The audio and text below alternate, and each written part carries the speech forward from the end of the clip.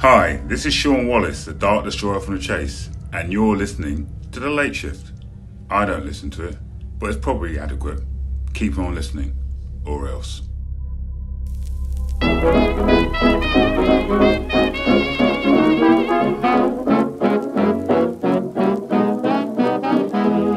Hello and welcome to The Late Shift. My name is Val and I'm joined by my wonderful co-hosts, James, Saul, and Jonah.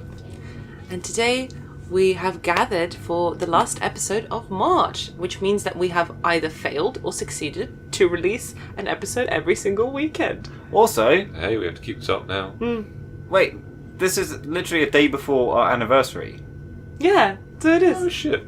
Aww. We didn't Oh, start. God. in Let's April, hold did knees. No, we started First April day. the 1st. Our first episode was... Yeah. Why are we not releasing April the 1st? Hey, We've can. missed our anniversary. Well, we haven't, but we're day... If only we paid attention, we could have actually made some anniversary content. If anybody gave a fuck about our anniversary I love it. Yeah, outside we've of done a us. whole year, and no one cares. We've wasted a whole year of our lives. I love it. Welcome to this episode of The Late Shift, where we have Called some Ego sorrowful Death. self-reflection. Yeah, it was the fact that we did a whole year and we missed it by one day. It's a classic Late Shift fashion. No, okay, but I don't think... And we'll probably release it on the 1st as well, and you know it. Well, I if think anyone cares, shiftyfans@gmail.com. It's still an empty inbox. I don't know. Yes, is the bet I would go with. But I don't want to be bitter about the fact that we spent a year of our lives and we're now on our 17th episode, I want to say, doing these podcasts. I think it's really fair to say that from the first Beans episode to now, like the quality Kill of the for beans. visuals and the presenting style has massively improved. I'm not sitting here trying to whack ourselves off, but I think genuinely that it's more interesting to listen to now In than all it fairness, ever has been. I feel like our anniversary should be on the day that we started doing the new regime of everyone bringing something to the table for just basically. Yeah, it's like a forget season 2. Yes, Yeah. Are you trying to refer to the previous endeavours that we've been As doing Don as the Cannon. dark age of the late shift?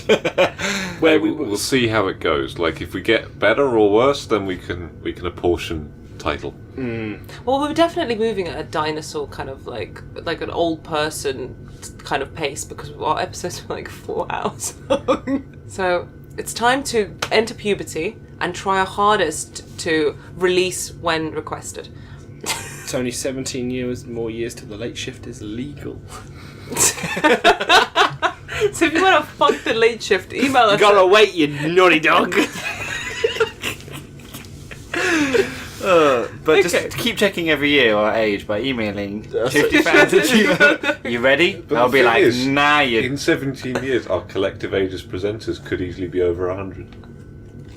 Wow, In fact, it would be. It'd be about 120. that's crazy.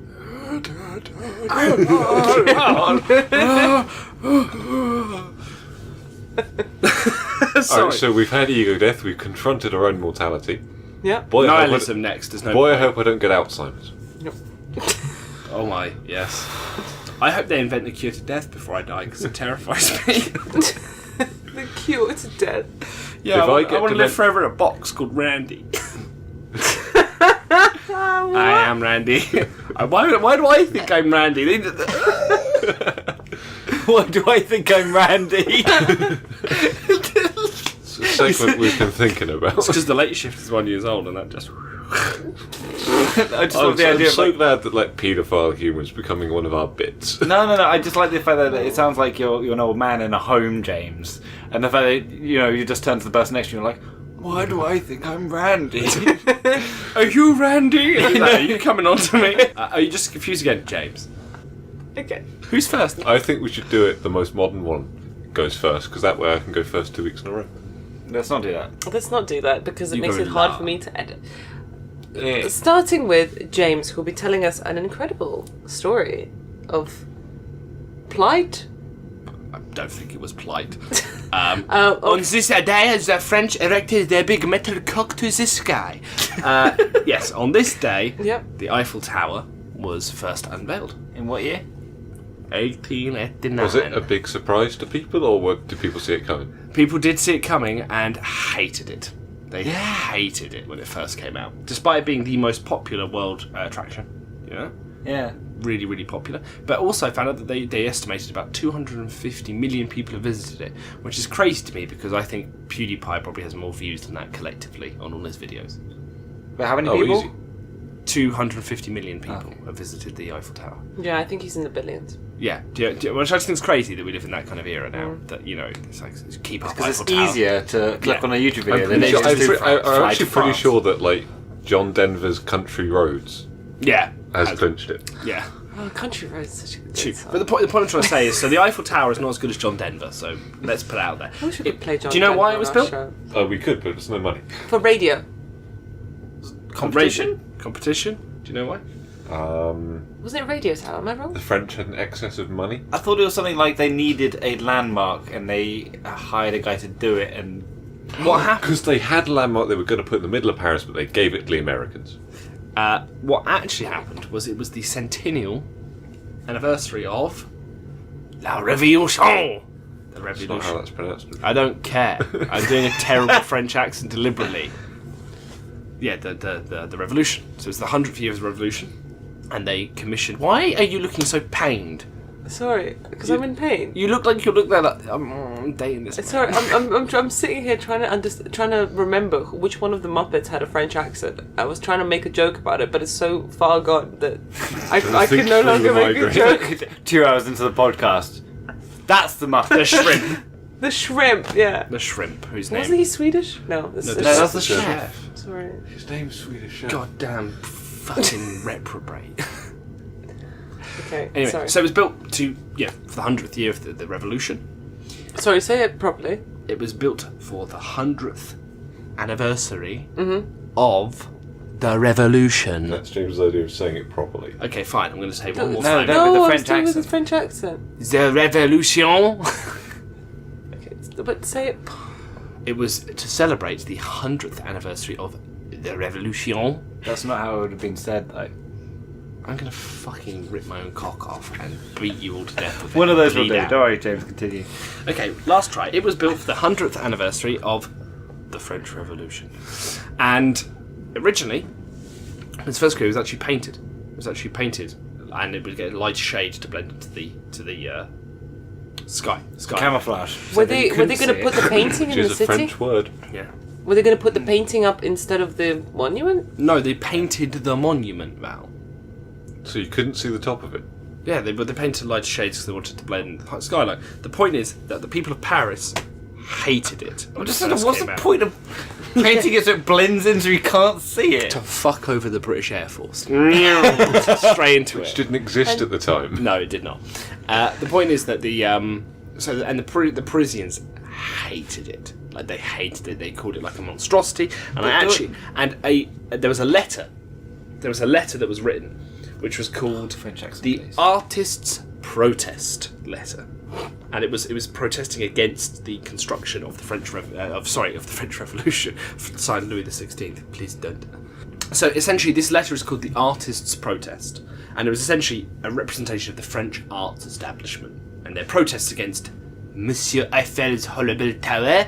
So it is. Why do they sound part French, like Muppet, part Dalek? So this is the letter as it was written, obviously translated into English. In the French accent? Or? No, because apparently it's just unbearable, isn't it? Much like the Eiffel Tower. Yeah. We, writers, painters, sculptors, architects, and passionate devotees of the untouched beauty of Paris, protest with all our strength, with all our indignation, in the name of slighted French taste, against the erection of this useless and monstrous Eiffel Tower. To bring our arguments home, imagine for a moment a giddy, ridiculous tower dominating Paris like a gigantic black smokestack, crushing under its barbaric bulk Notre Dame, the Tour de Saint-Just, the Louvre, the Dome of Les Invalides, and the Arc de Triomphe. All of our humiliated monuments will disappear in this ghastly dream. They And were for right, 20 years, Not really. We shall see, stretching like a blot of ink, the hateful shadow of the hateful column of bolted sheet metal. Because it was, again, don't lay me on, it was only supposed to stand for 20 years. It was only supposed to stand for 20 years. Because they were going to take it down and sell it for scraps. Yeah. What's brilliant as well is the fact that another person wrote about the Eiffel Tower that it was so hideous that even the commercially minded Americans wouldn't have it. No, but what I'm saying obviously the other It is- monuments it is in the France def- still it is exist, now the but defining people go monument to of the Paris. Eiffel Tower, Yeah. before they go to the Arc de And there was... L'Arc de Triomphe. And I couldn't remember the name of the guy now on the spot, but there was a famous French writer who would have lunch every day in the Eiffel Tower. No. It was that was the guy that created it. The guy that the guy that designed it hated it so much that he would have lunch at the very top of it because it was the only place in Paris that you couldn't see it. Yeah, because he hated it so much. And it used to be used as a giant billboard as well. They used to have like Citron written down the side of it. And it was also used as a radio tower, which is what you said, during the World Wars. Oh, awesome! Cool, I was right. I thought when you were talking about this, I was like, oh my god, I was so completely off the mark. Where the fuck did I get the idea that it was a radio tower? Yeah, it was used as a radio tower. And I just thought it was really interesting that it's such a kind of... as you said, those concerned artists were right that it dominates the Parisian skyline, but it is so famous and so beautiful and considered the bastion of love and all that kind of thing that people flock to. Everything in Paris has got that at some point. People just think it's the city of love. I mean, I've never tried it. What, going to Paris or being in love? Love? It's either or. Going to Paris to be in love. Never tried that, is what I meant. I went to Paris and I like crepes. That's what I took from that. Okay. I've been there several times. Did you fall actually. in love with crepes? No, I did not. That's my story done. Okay, cool. The Eiffel Tower went up. Well, it didn't go up today. It took a long time to go up. But also, did you know, another Eiffel Tower fact, it shrinks. What? When it is cold, Yeah. it shrinks. When it's And warm. it grows in the summer. How relatable. Yeah. Or it gets big when it's hot. Actually, no. When I get cold, I start eating a lot more, which means I actually expand. I actually- the opposite. I actually had another story about the Eiffel Tower. Most people. When I went to France, there was the elevators, the lifts Yeah. go up. I was with my school trip. It was when I was in year 8, and the lifts had a huge queue, and we saw a staircase, and we were like, okay, let's get on the staircase. And it was like cordoned off because it's like a maintenance access that curls all the way down. We started just walking down the Eiffel Tower, and we got yelled at. Imagine. We were just walking down. We just started to try and walk down. I really like the idea that you were like, I have another story, and you were like, there was once a woman in France who glared at me, and I didn't like that. Like you were gonna just come up with something completely. When I was in Paris, a man walked up to me and went, "Excuse me," just took a photo of me and walked off. and I was like 8 years old, and I was like, "What does that mean?" You're like, Michael, I'm such a big fan of your music. I mean, I've seen pictures when you're 8. You know, I'm fit. good looking boy. Well, that explains everything. Okay. And that is the Eiffel Tower done, Val. Thank you for rushing me along like you do so often in life. No, 'cause that's Yeah, good. die already. On that big life insurance payout. You have got this Yu-Gi-Oh card. Bury him with it. It's in his will. Guys, that's just a Lord. What's the Lord D. Good. Don't fuck me over a Lord D. Well, I decided to put that story because I thought, A, you wouldn't predict I did it. Because obviously I hate the French. No, I don't hate the French. I love the French Revolution. I just don't like them now. They stopped. Should have liberated everyone. The point is that I thought you wouldn't see it coming because it does link to the what? What was that sound? No, afterwards that. That was my tongue turning back the right way around. It got inverted when I was talking. You're not wearing the headphones for. Can you? Why is everyone doing this to me? Okay, I'm just trying to talk about a fucking boring ass tower made of fucking metal that sticks up like a big erect cock that was clearly supposed to go up Lady Liberty. Like, the point is that. And you guys just interrupted. That's actually what's under her toga. That's under a toga. It's an Eiffel Tower hole, which is what is it? Sounds like an architecturally sexist way of describing a vagina. It's an Eiffel Tower, isn't it? It sounds like a rough wooing. A rough wooing, yeah, right. Anyway, point is, I decided to do French because I decided to do the Eiffel Tower opening because A, I found it funny that they hated it so much when we all love it so much now, and it's so iconic. Secondly, I wanted to do it because it did still link to the French Revolution a little bit, which I kind of like. 'Cause I like the French Revolution a little bit. And it has that whole centennial thing going on, so kind of that's what I did as well. And also, I didn't think that you fucking bitches would see it coming. Because obviously it doesn't have Quintus Virilius Romanus fuck you all on it, and it isn't World War II. So, therefore, you can't predict it Well, it was used as a radio tower. In the World Wars, it was indeed. It was actually very important and offensive, I think you find, because it was a relay station for the French offensive, but, you know, like... Thank you, James. And so, moving on to my story today. My story comes from the 1930s, and again, I'm kind of talking about sex, but not really at all. Of course we're talking about sex. How very British If I of can't you. pick Rome, you can't pick flagrant debauchery every time. Well, this is a story about preventing flagrant debauchery. My story comes from the 1930s, and it was when the motion picture production code was introduced by William Hayes. So William Hayes was being paid then $100,000, which in today's money is equivalent to $1,496,819 a year, which is a crazy amount of money. That? Yeah. I was like, what? Why? But so he introduced this production code, which basically dictated how films were created and made, what plot points were allowed, which things weren't, from 1930 till 1968. James is wagging his finger excitedly, I know, which means that it's this the is whole, fun. It's the whole one with the whole, like, you know, the crime always pays. Yeah. Yeah, that's it. This You is know, what the I crime wanted always to- pays, yeah. no interracial kissing, and then Star No, Trek. crime always- never pays. Yeah, that's what Yeah, it I is. clearly am reading the wrong quote. Yeah, crime never pays, Oh, always You're reading like the interracially mob kiss. handbook or something. Crime always pays, you know? But the reason why I'm so bad at voices. this code was kind of necessary was because in the 1930s, Everyone was making porn. not everybody was making porn, but there was loads of Charlie crime. Chaplin certainly was. There were two big. Wait, we only have his comedies left? Yeah, the others had to get burnt. You should have seen the porn. You know the No, dictator? it's because Hitler took all the porn ones. Yeah, the dictator is just the build-up to the porn section, but Hitler, as you say, stole that one for himself, and it's just called, you know, like, mein Führer. Yeah, it was raunchy shit. Charlie Chaplin. Just Mein Kampf. You never heard his voice. He always saved his voice for just the feral grunting he would do. You just hear like, you know, like you always hear with a man like, oh yeah, you're like, stop. You sound like a wildebeest that's wounded. What the do you fuck kind of watch? porn do I you watch watch? wildebeest getting wounded. What do you want from me? Adolf Hitler. I watch wildebeest getting stabbed by lions and I blow my load up my own face. Okay, can I? Yeah, please move on. Yeah. The reason why the motion picture production code was necessary at the time when it came out is because of two high-profile cases that were in the news massively during the years leading up to it. That was the death of Virginia Rappe, and her death inevitably led to the complete destruction of a career of a gentleman called Roscoe Fatty Airbuckle, This doesn't who was sound good. accused of raping her at a party. At the time, Roscoe was the highest paid actor in the world for something like 13 million with Paramount.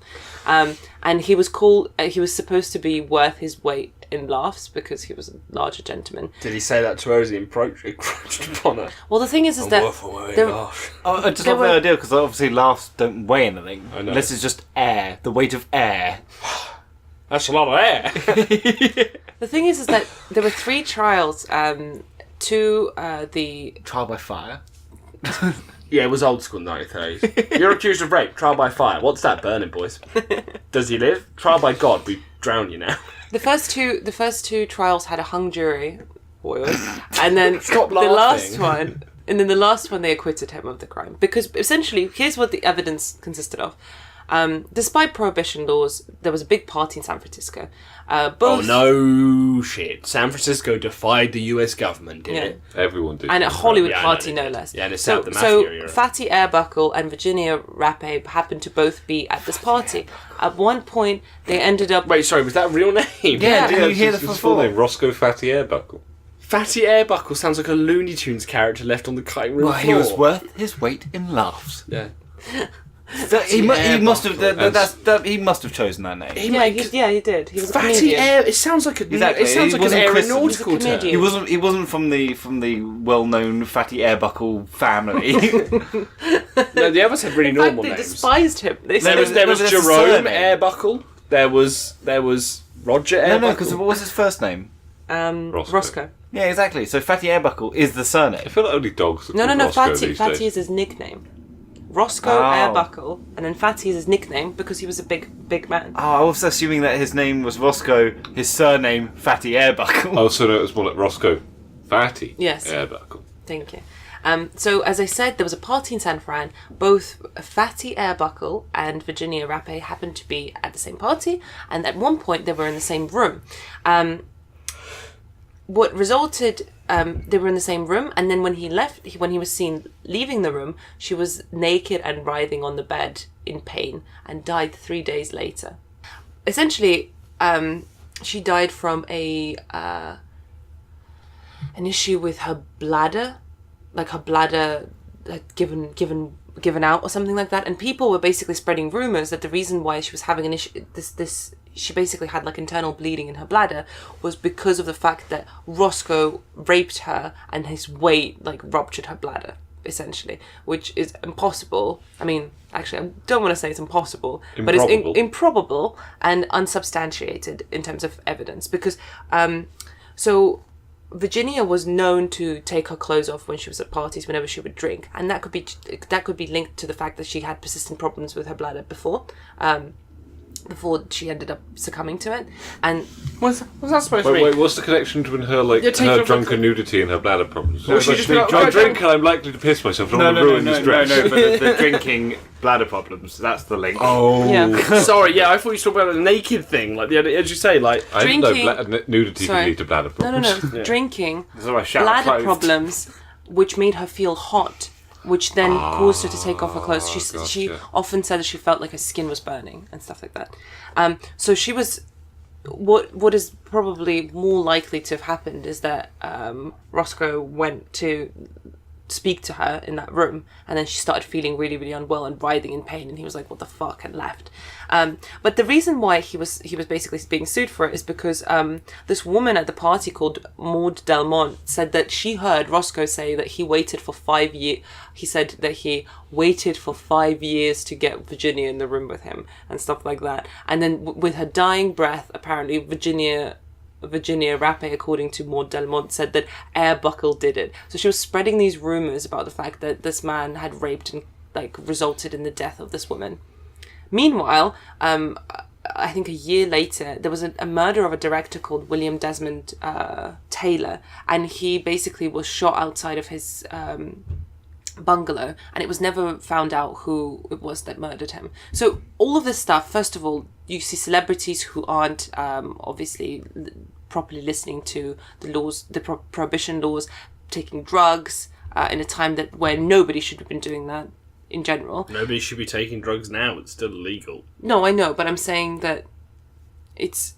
Apart from the legal ones. But you know what I'm trying to say? It's like... Yeah, sorry. It's like, oh, celebrities, this person's in rehab for taking 15 pounds of coke. Yeah. Oh, it's just a The only celebrity difference life. between legal and illegal is that someone chose those, man. You know, yeah. Well, it Yeah, doesn't man. matter. I'm just saying, it's like, So saying... basically, Hollywood was a place... Well, I do crack. Hollywood's reputation was, considering from the kind of reputation it had back in just a few years earlier, when like Hollywood was seen as like this glamorous place where where starlets go, and it's got a great reputation. It's like wonderful, magical place. Sorry, it was are you a place... working with Hollywood? Because I don't think anyone has ever believed that about Hollywood. Didn't you bar hear? Hollywood. She was working on La La Land. Yeah. Don't say that Hollywood's about a great me. place where we don't abuse the young, beautiful women that flock here. That's always been the way. I don't think anyone's James, ever... do you think I think the average person today is a little bit more cynical than the person back in the day who Yeah, was good seeing point. movies before and really believed that what they were seeing on screen was real. So when these things started coming out about Virginia Rapé being raped and dying because of it, or about William Desmond being shot outside of his house and Bungalow. nothing Say sorry, bungalow, outside of 'cause his I remember bungalow. taking a particular note to be like, sounds embarrassing. You know, I'd be like, the mob boss was gunned down outside of his own home. You'd be like, yeah, that's crime's scary, but then like being gunned down in front of your bungalow, it just loses its just like, Its power, yeah. Well, you're definitely the dick. Where's Dom? Classic. what the fuck are you talking about? Dick and Dom in the bungalow. Classic joke. That's So if you can imagine, especially in the I'm going to case... glare at you the entire Okay. time Bell talks. So if you can imagine, in the case with Airbuckle, he was the highest paid actor in Hollywood at the time. He was already in films, and when the films started coming out with him in it, people didn't want to see them. So theaters lost loads of money, and so then they refused to accept these films coming out, which meant that particular states would ban films that would have particular stars or particular plot beats, and every single state had a different ruling. And because Hollywood didn't want to lose money, and they also really wanted to redeem their reputation, they paid William Hayes, as I said, like close to $1.5 million a year to come up with one code that will unify everything and make it so that films will be universally accessible and not So accessible. they believed it was going to save them that much money that they paid him that amount per annum Yeah, to come up with a code. Yeah. They were losing that much. Fucking hell. yeah. with Virginia Rappe. Did the autopsy come out whether she was raped or not? Yeah, they basically said that there was no like external damage to her Or internal? genital organs. And I mean, the jury that were present at the trial, after they acquitted him, said that we'd really like to apologise to you. Like the speaker on behalf was like, we'd really like to apologise to you for everything that has done to your career, because despite the fact that he was acquitted, he never worked again. Because of this woman, Madame Delmont, who, by the way, was known to invite like celebrities to parties with like young girls, and then she would, not young girls as in little girls, but like these young pretty girls, and then she would basically Blackmail them. Yeah. That's why she was called Madame Black as well. That was one of her nicknames. But anyway, so what I was talking about is that Hayes comes out with this code, and James, you touched on a few of these things. So it's like, so some of the main ones were like any displays of crimes against the law should never be presented or throw any sympathy with the crime or to inspire imitation. Same thing for the methods of the crime. American liquor, for example. American liquor, unless required by plot or characterization, should not be part of a film plot or displayed in any way whatsoever. With drugs, it was like no benefits of drugs or procurement of drugs or profits of selling drugs or children being used in traffic should be shown, nor any displays of drug habit being easy to break should be shown in plot points and things like that. No kidnapping of children. Kidnapping of children is only allowed when handled in restraint, and the child was returned unharmed. With sex is like a really interesting one, because they kept talking about the sanctity of marriage and home being upheld, so as not to infer that low forms of sexual relationships were common or acceptable. So with scenes of passion, for instance, only essential parts of like the scene of passion was allowed to be there. That's why the characteristic thing that we associate with films is that somebody's kissing and then the camera like goes down or like pans away or whatever. And actually there was a rule that a kiss could only last for 3 seconds, which I still abide by that rule. which supposedly was supposed to harlot. 1, 2, 3, and pan away. yeah. I just lie down. What happens now? I presume sex and babies later, but I don't know. No, I've not been educated. The 3-second kiss was basically supposed to stop excessive kissing, which would inspire the individuals in the audience to feel some baser, disgusting emotions when watching a film. As in, they didn't want people to get turned on when they were watching films or start wanking, which is funny. I love the idea that it's a 3-second like timer. Like you because obviously these films have a lot of setup. You know, it's like, I love your. And I love the way that you killed all those nasty Germans. I did kill those nasty Germans. Mm-hmm. We were McLav now, my American GI liberator, and then there's all this build up, and then the idea it's like as soon as I start kissing, like, wait a second, boys, this is hanky pank. Straight away, it's like on the 4 seconds. It's like the first 3 seconds are good. It's like you don't realise. It's like here's the base low-born male. He does not realise that this is arousing for the first 3 seconds. Wait a minute. Like, do you know? Kissing? Did you know that my God. Bumpy dumpy. Did you know that in New York, what's the square, the big square with the screens and stuff? So, did you know that Times Square was originally a square full of porno cinemas. Yeah. And when the Russian delegation came to visit America, they couldn't distinguish basically that what was not like forbidden by law may not have been socially acceptable. So they all went into this. It's a really funny story where they all basically went into a theatre as part of the delegation. I think it was like the 50s or something like that. I'm just imagining like Stalin being like pulled up like, in there is not the dirty American capitalist women. Get me in there. They're all these Soviets like oiky poiking into this studio like get out the way. They're all sitting down like, where do you make? She's kissing.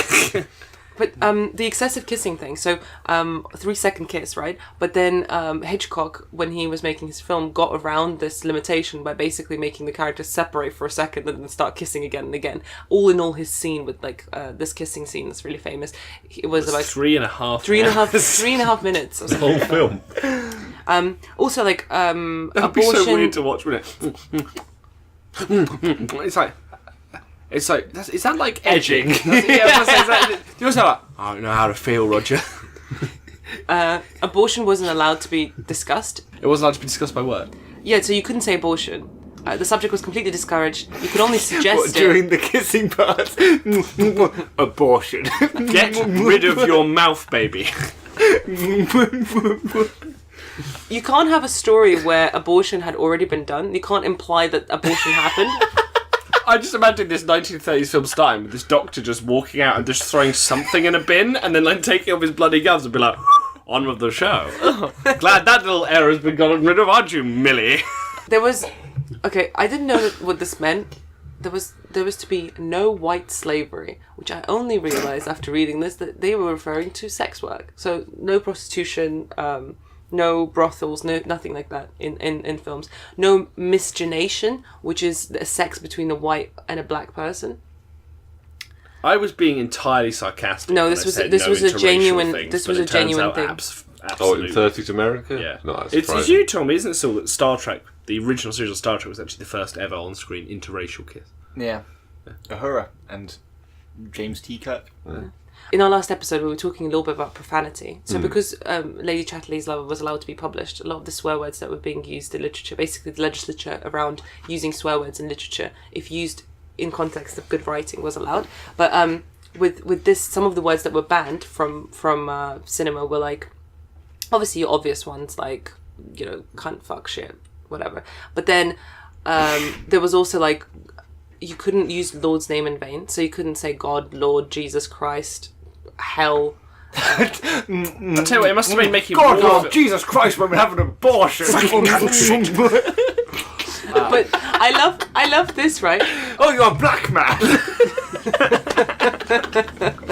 I should not have been kissing you. And what's that behind you? You're white prostitutes? You're a pimp. And you've just broken a habit to heroin? That's crazy. It was easy, my brother. Would you care to partake? It earns me a lot of money. Let's go off and have premarital sex with every hussy we can find. But just to help with that fantasy, I've got some fun words for those characters to use. So the words that were banned are alley cat, and referring to a woman, bat, broad. There were some sounds that were banned, like the Bronx cheer, like the, or the blowing a raspberry was banned. Going back to, I think they're like, you're a black man. Who just blew one of those dirty raspberries in my face? I'm going to do some heroin. Right now it's just this like dossier being slammed on the president's desk, being like, have you seen what they've done? Here's some words that were banned in England. Bum, bloody, sissy, gigolo, punk, sex appeal, sex Sorry, life. are they just going down my Pornhub search? Sissy gigolo punks. Oh, no. I like what I like. You couldn't say sex appeal. You couldn't talk about sex appeal. You couldn't say sex life. You couldn't talk about sex life. You could also not use the word shag, and you couldn't use the word shyster. Shyster? What does it mean? No idea. Okay. But here are some quick fire facts as we finish the story. So women were supposed to have at least 1 foot on the floor during love scenes, so they couldn't have it in bed. There was no horizontal kissing. You weren't allowed to kiss somebody. I don't know. I've seen some videos where a woman has definitely had 2 feet on the floor and still, quote, made love. This is unknown to people in the 30s. You had sex in a vertical position? What ungodly position. Well, the thing is, Wait, no, Val's going to tell us another rule where women can never be shown to be bent 90 degrees at any point. No, because the thing is, like, Lady Chatterley's Lover, they keep going on about this stillness, like, and she laid there and waited. Like, I think maybe like a corpse. Sex was a little bit less, less. Well, it's the whole lie dynamic. back and think of England thing. Probably. Yeah, I mean, I think they used to give British brides when they're like, what do I do on my wedding night? And the advice was lie back and think of England. Yeah, It nobody was the same like... advice given to women auxiliary pilots when asked for advice on if they were received unwarranted approaches from servicemen. What, lie back and think of England? Yeah, if you think a soldier's going to rape you, lie back and think of England. Wow, that's depressing. To be fair... No. Think very carefully. Yeah, where are you going with this, James? Do you want to continue? No, I had something. It wasn't off the whole. Okay. It was off the whole. It was off the whole. To be fair, if you're gonna get raped, you might as well just relax. By a bloody hero. That was not what I was gonna say. Another fun fact is that The Outlaw, a film that was released in 1943, had to have 30 seconds of its footage cut because there was too much cleavage from one of the main starlets. Betty Boop. Betty Boob. Betty Boop. She was not popular. Betty. How do you say? Boop. Sorry, I heard boob. Sorry, Betty Boop had to will. have her skirt lengthened, her garters became stockings, and her necklines were raised, and she got sleeves on her dress as well. So Betty Boop's image completely changed during that period. Film noir was very difficult to shoot during that time as well, because obviously you're talking about crime. It's supposed to be dark. People are having affairs, having sex. That's the whole point of the genre. Like, how could you possibly make a film noir film in those times? So with a lot of the famous ones, like Casablanca, for example, they wouldn't have. There were loads of limitations, and they basically tried to avoid any references to the fact that the two characters had had sex before and things like that. But inevitably, on the cutting room floor, I think somebody paid someone, and they managed to make Casablanca exactly how they wanted it. That's what I was going to say about the clergy. No, about the whole before you assumed my consent. I was going to say that it's so funny, this huge list of, because obviously I've seen enough of these old films from where I live. On the old TCM channel, and it's funny that you say all of these things like these are the rules, and also I've seen these films. They are so insulting, so insulting. Like there was this one film. I don't know what the film was. It was like a western, unsurprisingly. It was black and white, and this guy was like, "You seduced me, woman." And this woman said "Well, I love you," and he's like, "You led me astray." I'm like, "You have agency." You know what I mean? I was watching it, and he was just there she's like, "Don't go out there, you're gonna die, and I love you." And he's like, "I'm gonna go out there because it's a soldier's duty." And he was like, "But those Indians, they'll kill you." He's like, "What? And stay in the camp and listening to this, you womanly hysteria? I think not." And he just goes off, and I was just there hot. Jeez, don't let that woman get her foot off the floor though, because that will lead people astray. Kind of thing. We're just there but have this man just backhanding her across the just for no reason. Yeah, some of those films are really bad. Yeah. Quiver for me, darling. Ah, that's it. That's all you do. That's the amount of your worth. So the last one I have here is that the clergy couldn't be seen as foolish, so they actually changed the plot beats of a lot of novels. So, for example, in the Pride and Prejudice that came out in 1914, Mr. Collins, who... he became a librarian. Okay. And Cardinal Richelieu became a prime minister in the 1948 film of Three Musketeers. And the original black and white Hunchback of Notre Dame, Count Frodo was right to put him up there, because he was ugly. Really ugly. He gets out, and Esmeralda just goes, and they just kill him. He was for his own good. And he sits there and goes, "Another innocent soul sent to God." And then the film comes up. And that was my story. It was a story about Hays Code. I thought it might be interesting for you guys because... How much does that apply now? That's still stupid quite a question. lot. It was really strictly policed in from 1930, I want to say, to 1968. But then later on, I think there is still a code that exists now, but it's not as Is draconian. it more to do with like what rating your film will get? Yeah, and it's also to do with the idea that like Yeah, I guess so. there are some things that people consider like immoral, and but different countries' rating boards do it. Like say Australia's mental. Like Australia's just there like, what's that? So much stuff Australia often just refuses to give stuff ratings because then you can't sell it. Yeah, because But they're you just can like, import it. yeah. So a lot of like video games, for example, the ratings board refuses to rate, so you can't be officially sold. So you have to import them from America. Yeah.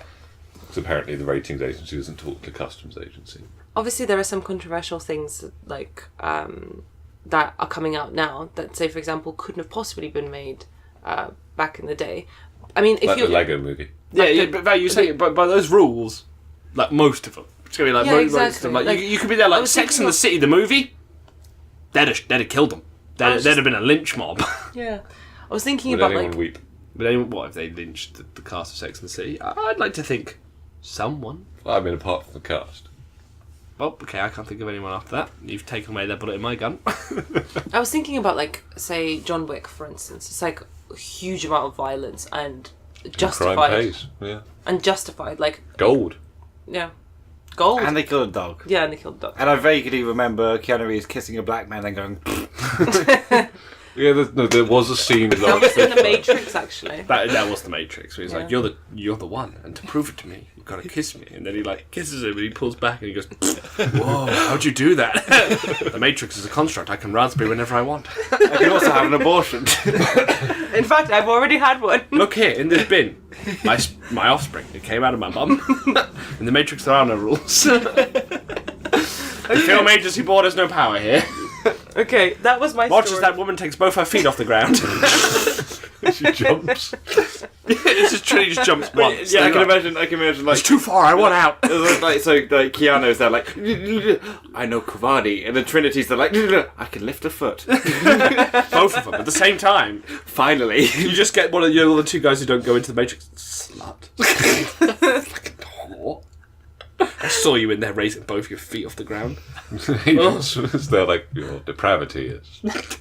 Yeah, you humans are so depraved. We put those rules in to protect your morals. Anyway, that was my story. Sully, lead the way. In 1959, the Dalai Lama, the 14th, fled the Chinese suppression of the national uprising of Tibet and crossed the border into India. I have escaped. No, He didn't escape. he escaped. Conspiracy theory. Fake Dalai Lama. Fake Dalai Lama who hates the Chinese government because they want to control the rebellion.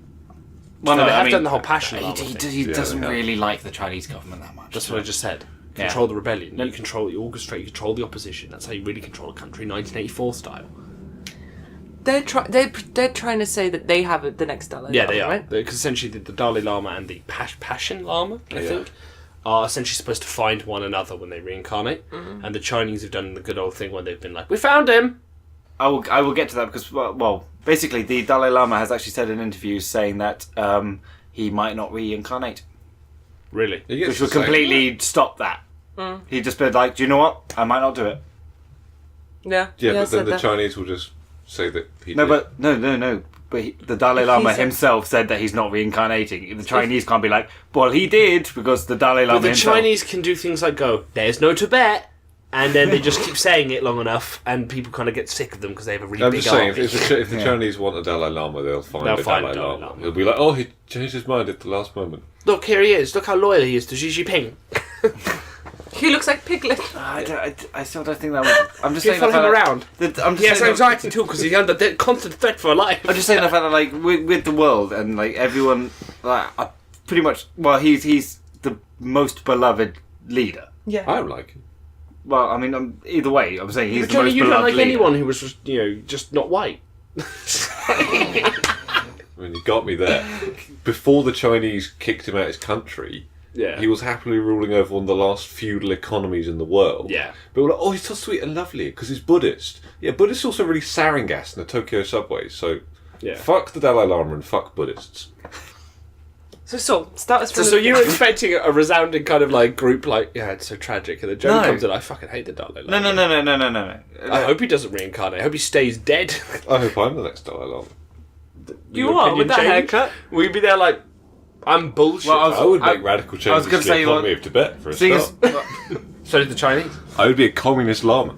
Well, I was going to say the fact that The Chinese would be like, you're going to get a message now, because I have a Huawei phone, it's listening. You're going to get a message here that's going to just be like, you want in? Xi Jinping. Like, well, I was going to say that I've completely lost my place.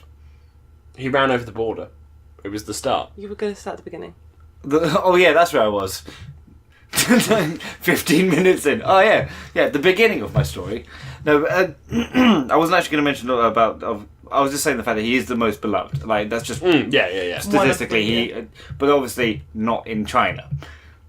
Which does put a big dent in his statistics a lot of the time. Best we thing talked about- not China. It was Yeah, about 2 he is episodes actually ago. probably the most hated leader in the world. If you rule out China. God, what is the story now? One thing I was going to say was the fact that you said that that you could probably be the Dalai Lama, but I mean, he was. I mean, most of them are chosen when they're very little. He was actually. Call me the Anakin of Dalai Lamas. I'm too old, but I'll do it. He was named the 14th Dalai Lama when he was 6. So. 6, 22. What's the difference?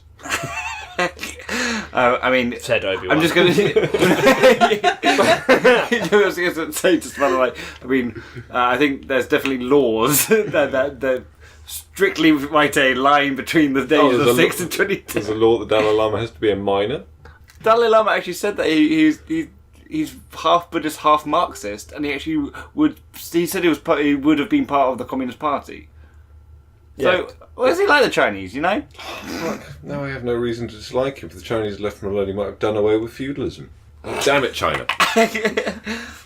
And now that he's won Jonah over, he is the most liked religious leader. I was the tipping vote. Like, it was drawn like China versus the rest of the world was my vote on the edge. Yeah. Now you're going to get a message from Xi Jinping like, you're out, boy. I'm just out and dead. Compromised. But for people that do not know who the Dalai Lama is, But love him anyway, statistically speaking. statistically speaking, obviously he is the spiritual leader of Buddhism. Of a particular sect of Buddhism. Yeah, there are several. Yeah, but he's also been Sorry, as we've talked about before, particular cult of Buddhism. Yeah. He As throws far- sarin gas. No, that would be the sect. Yeah, sorry, particularly cult. But he I mean, he's been known to be the established the spiritual leader not just of Buddhism but of Tibet and Tibetan people.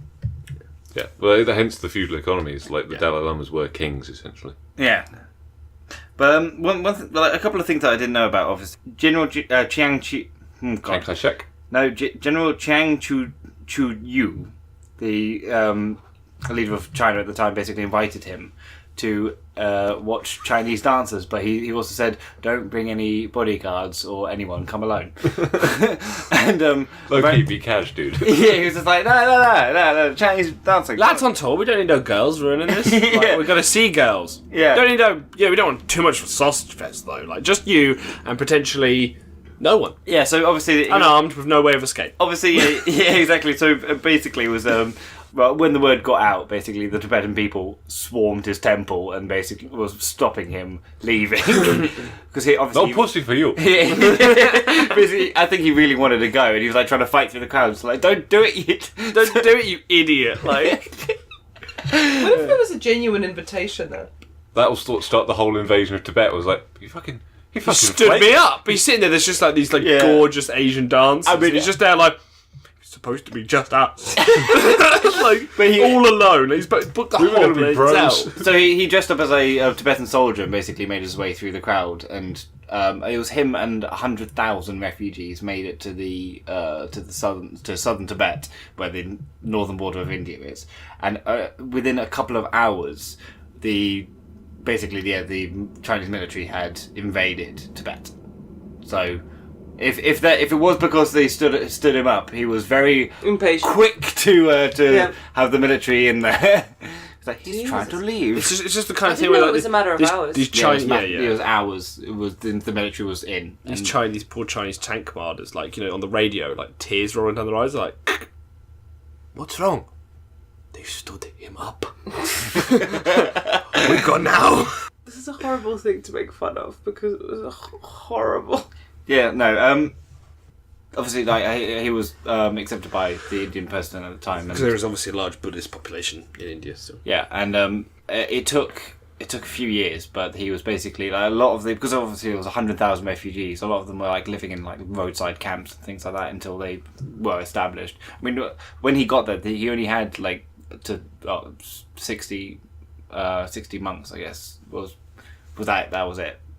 Now he owns monasteries. Yeah, exactly. It was thinking about like from then to now, just mental. But it just surprised me the fact that obviously like apparently that of how the invasion and the attack was absolutely brutal and and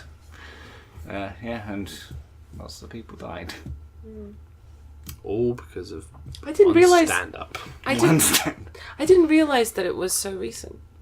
What, 59? Yeah. Well, think about it, the Chinese Communist I Party know. hasn't been in power for very long. That and also the Dalai Lama is still here. Yeah, I know. No, but that's so recent. Yeah. I mean, I'm saying recent, but that's what, like, 40, 60 years now. 60 years now. But you know what I'm trying to say about it. It's like, Do you guys suffer from this issue? He must as wait. well? I'm just trying to work it out because he must have been 25 when that happened. There are, yeah. Young man. Because he was when he. Imagine having so much What, responsibility. if you're 25 years old, why wouldn't you want to go to a Chinese dancing show? Yeah, Yeah. Chairman Mao was still alive. May I add. He died in 1976, Chairman Mao, I thought so. So Chairman Mao was still alive. Oh, here's one for you, right? This I found really, really funny because I was watching this documentary, and one thing that they mentioned was that basically anyone that likes the Dalai Lama or has spoken about saying that they like him, censored in China. So that includes Hey, I'm good. that includes Bjork, Scorsese, Lady Gaga. Basically, none of their music, just none of it is None in of Martin China. Scorsese's music is allowed in China. It's not allowed here either, but for a different reason. Yeah, but it just seems crazy. Yeah. That is mad. Yeah, the fact that obviously it's like, oh, you like the Dalai Lama? Well, you're not allowed in China. Like, none of your music.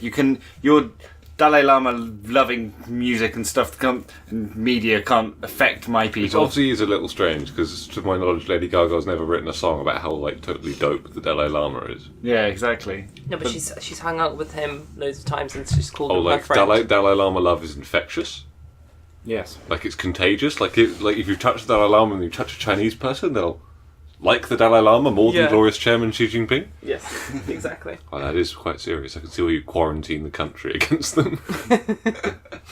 So, Jonah, that leaves just you to fill us in on what happened today in history. So, on this day, 31st of March in 1998, the company Netscape released the source code for Mozilla as an open source.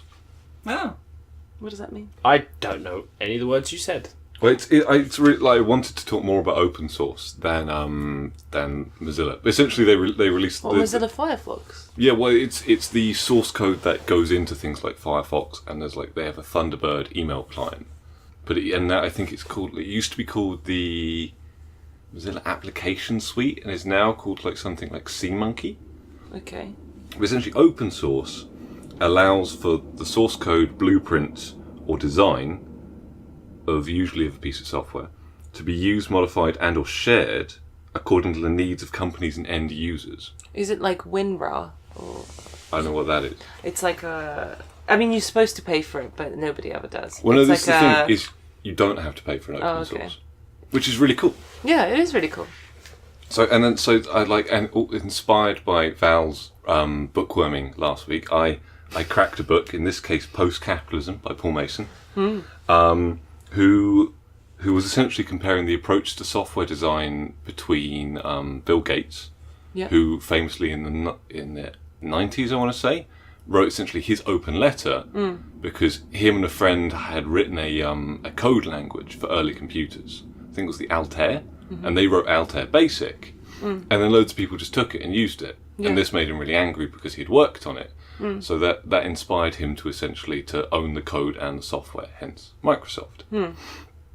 But a few years later, a man called Richard Stallman published something called the GNU Manifesto, in which he said, extracting money from users of a program by restricting use of it is destructive because the restrictions reduce the amount and the ways that the program can be used. He said, if anything deserves a reward, it is social contribution. So essentially his idea, his idea with the open source initiative was that if you allow loads of people to use it, you get the most out of the software. It's not about making the money. Yeah. And obviously this led to an open source, the open source that you've probably heard of is Linux. Anyone can edit the code of Linux. Yeah, I had an old. Do you remember my old laptop, James? You know, at college, we had a dumpster at the back of the IT place that used to throw away old computers. I remember taking this old MacBook that was missing a battery pack and missing like all sorts. And basically just scrounged through the bins and found like all these things. Got back to my house. Was this real or were you in a video game? No. This is real. This happened. It sounds like a video game. Laptop stealer. No, not steal. They're throwing them away. But we basically just took parts of like these old shitty laptops and got it running on Linux, like just with hopes and dreams. That it did not last. That old MacBook, but you know, you could. There is a chance. Use Ask Jeeves. Ask Jeeves is the official mascot of the Late Shift. We've had a mascot change every episode. Yeah, well, we're flaky, Who was the last one? Peter's our mascot. 1 second, let me I thought Peter the Great was going to be our mascot. Like, while you look up who our current mascot is, just some like Linux facts. Because I wanted to ask you guys what you think. Like, what do you guys think versus open source? Open source versus more conventional style of ownership. Because say for example, like the 10 fastest supercomputers in the world run on Linux. Yeah. And 90% of phones use Android. Yeah.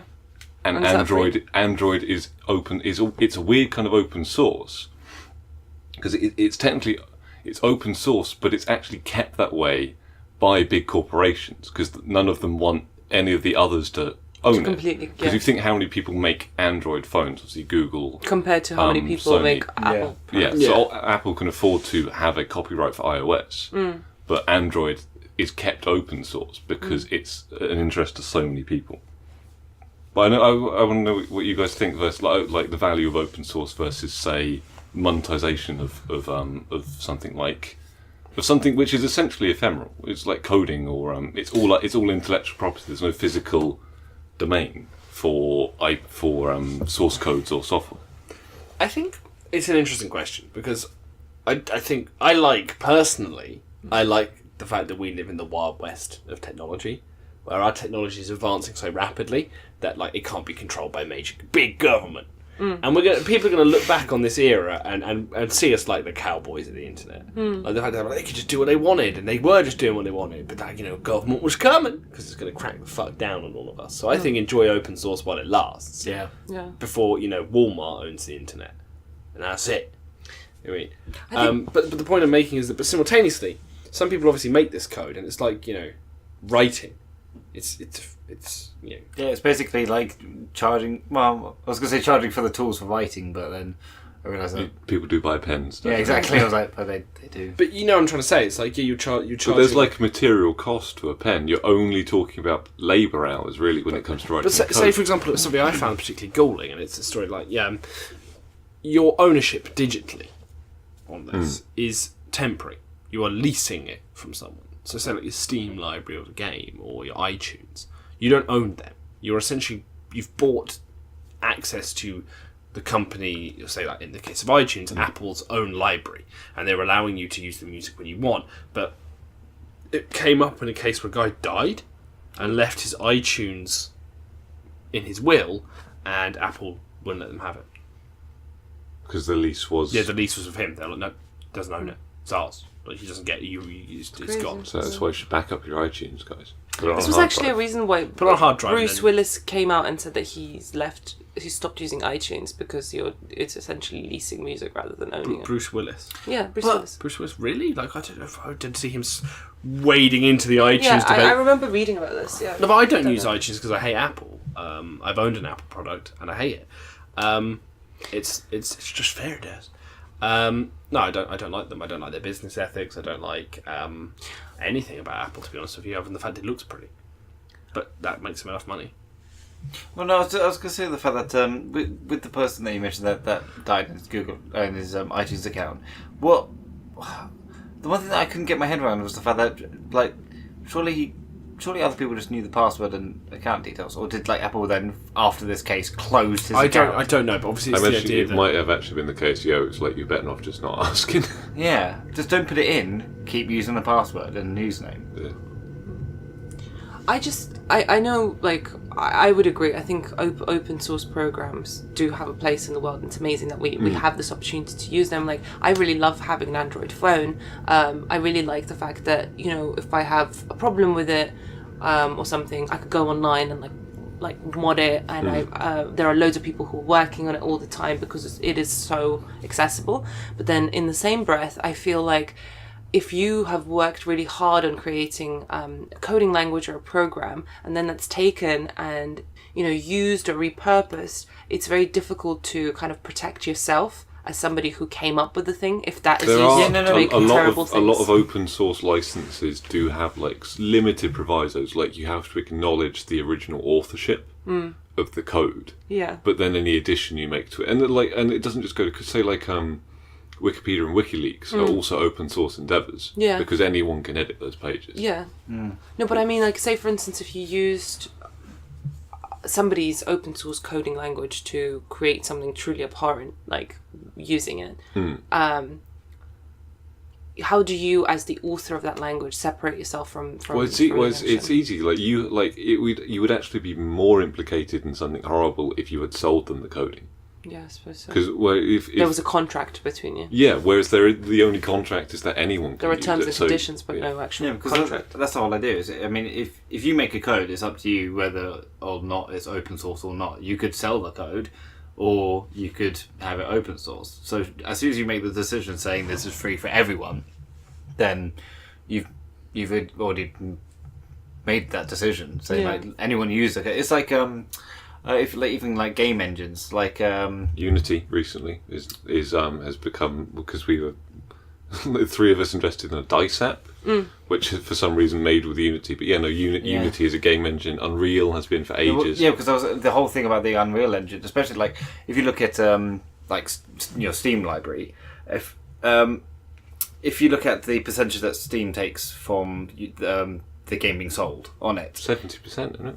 No, it's 30%. Oh no, 70%. Sorry, goes to the publisher. Yeah, but the whole thing was the fact that if you make a game with the Unreal Engine, but then you upload it on, because don't they have their own like Steam library now? Possibly. A lot of people are making their own ones. Like CD Projekt Red used to have one, but that recently went bust. I can't remember where I heard it, but I'm pretty sure that basically they take a percentage.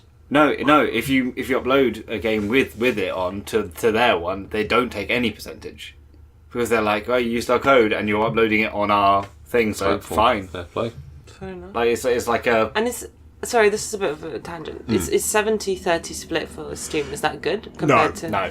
It's having your pubes ripped out. But it's actually it was a recent kind of gaming controversy with a game that I saw you have, is Metro Exodus. Yes.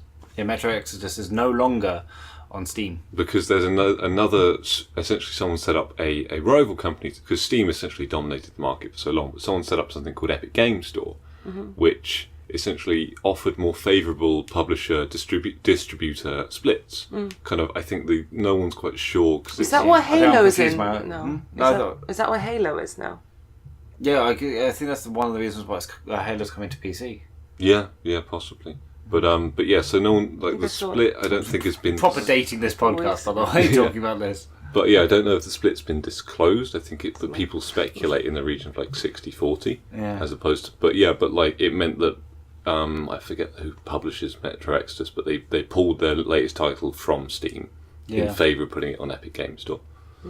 Yeah, which is great, because like all the reviews on the game on the Steam store is basically like really low ratings, but the thing is, the comments aren't insulting the game. It's basically saying Steam sucks, which really must be horrible for you as the publisher of the game, because as the creator of the game, when somebody gives you negative reviews, to go after the distributor It must be fucking frustrating. Yeah. Through your game, but it's not. It's on a. It's not a platform where they sell it. So Fair enough. Anyway, sorry. I didn't know that Halo was only coming to PC because Epic Game Stores. I'm just making assumptions. But yeah. So like maybe down the line, I'll be listening to this podcast, and our views on open source and Linux will even seem naive and dated and communist or ahead of their time. Or racist.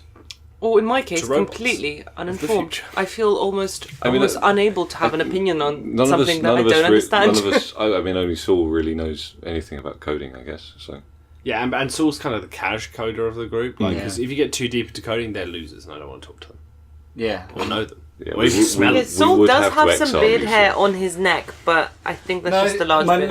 It's very trimmed. Actually, yeah, it's, It's, very it's true. beautifully sculpted. Today you're okay. Thank Today you. you're safe. I actually, a couple of days ago was where I trimmed up this bad boy.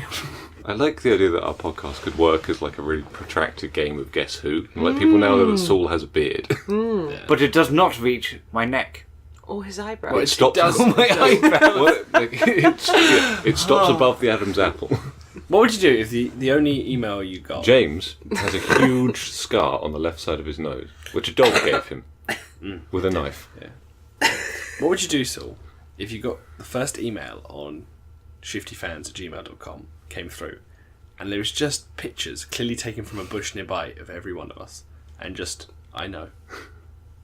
So shiftyfans@gmail.com. Bring it. Bring it. Take pictures of us. Send us your surveillance. Oh, wait, okay, wait. If anyone thinks that they know who we are, and I'm not referring to families or friends, because you know who we are already. And we don't want to hear from you ever. or at the best of times. Yeah, so don't contact the shifty email. No, but what I want to know is basically if people think that they know who we are, like I'll just take pictures of who you think we are and send it to us, and I will tell you yes or no. I'll give you a clue.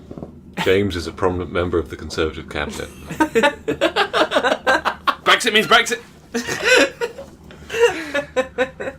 Okay, and that was Today in History, which means we're moving on to Famous Facts, a quick segment where I go through biographies of 5 people who were born today and pick out some facts about them and ask the boys to match up the facts with the person, therefore, Famous Facts. Sorry, Val, you said that really quickly and you didn't give enough dramatic flair. So let me interpret. But Okay. See, that's how you probably view it. But Famous Facts is not like that. This war has been raging now for several episodes. Jonah, I don't know if you noticed, has marched unopposed across all of Famous Facts and annexed a fucking lot of it.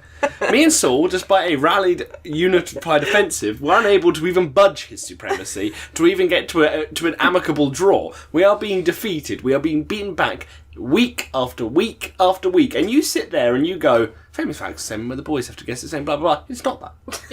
It is a war. And it is a war, Val, that you need to start taking more seriously because we are losing. All right, And so to be honest, at this stage, I'd just be happy if Jonah got one wrong. That's it. Yeah. That's it. If we could prove that he god can be can beaten, bleed. a god can bleed, that's all we need all right, now. so is this going to be Kharkov or Stalingrad? We'll find out, won't we? Batman vs Superman. Okay, our first person is 1685 Johann Sebastian Bach. He's a German composer who is famous for works in the Baroque period. When you think about classical music, you would probably inevitably end up mentioning Bach, but you shouldn't because he was from the Baroque period of music, which Yeah, he was was before the classical period. But he did go on to inspire loads of classical composers, but that doesn't matter because we're talking about him as a person and not as a musician. So our second person is Christopher Walken, American actor, director, screenwriter, and playwright. 1948, we've got Al Gore, politician, And Man Bear Pig. and An enthusiast. thank you. And he also served as the 45th Vice President of the United States. I found it surprising for some reason that Al Gore is younger than Christopher Walken. Like by 5 years. That's weird, isn't it? Do you Christopher Walken sustains himself with the blood of mortals. Yes, does. of course. Looks like a 1971. vampire. And Al Gore cares about the environment, which must be taxing, I think. Yeah.